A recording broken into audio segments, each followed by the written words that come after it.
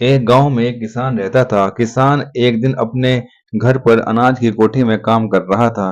तभी उसके हाथ से उसकी घड़ी निकलकर उस अनाज के ढेर में खो गई। किसान बहुत मायूस हुआ और उसका मायूस होना भी स्वाभाविक था, क्योंकि वह घड़ी उसके पिता ने उसको उपहार के तौर पर दी थी। उस घड़ी से किसान को बहुत लगाव था। उसने दोबारा फिर ढूंढने की कोशिश करी, लेकिन वह घड़ी बार बार ढूंढने पर भी नहीं मिली। तब उसके एक दिमाग में आइडिया आया।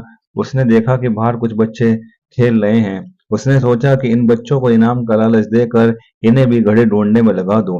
उसने बच्चों को बुलाया और उनको कहा कि आओ तुम मेरी घड़ी ढूंढ लो, मैं तुम्हें बहुत सा इनाम दूंगा। बच्चे इनाम के लालच में तुरंत मान गए। अब सारे बच्चे उस अनाज की कोठी में घड़ी ढूंढने लगे, लेकिन बच्चों को भी वह घड़ी नहीं मिली और वे थक हार कर बाहर आ गए। इस पर किसान बहुत निराश हुआ और उसने सोचा कि उसकी घड़ी अब नहीं मिलेगी। बच्चों के जाने के बाद वह एक जगह बैठा रहा। कुछ देर बाद एक छोटा बच्चा वापस आया। उसने कहा कि क्या मैं आपकी घड़ी दोबारा ढूंढ सकता हूँ? किसान बोला, क्यों नहीं, फिर से ढूंढ सकते हो। किसान ने कहा, ठीक है। बच्चा फिर कोठी के अंदर गया और एक जगह शांति से खड़ा हो गया और उसने ध्यान लगाकर घड़ी की टिक टिक की आवाज सुनने की कोशिश की।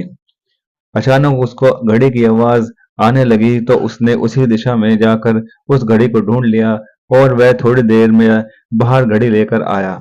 किसान घड़ी देखकर खुश हो गया और उसने पूछा कि यह तुम्हें कैसे मिली? उस बच्चे ने किसान को सारी बात बताई कि मैं एक तरफ ध्यान लगाकर खड़ा हो गया और मैंने घड़ी की आवाज सुनने की कोशिश की, जो थोड़ी देर में मुझे आने लगी और मैं उसी तरफ घड़ी को ढूंढने लगा और यह मुझे मिल गई।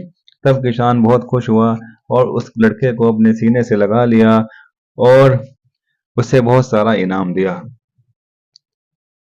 किसान बहुत खुश था, क्योंकि अब उसको उसकी वह घड़ी वापस मिल चुकी थी। हमें सीख मिल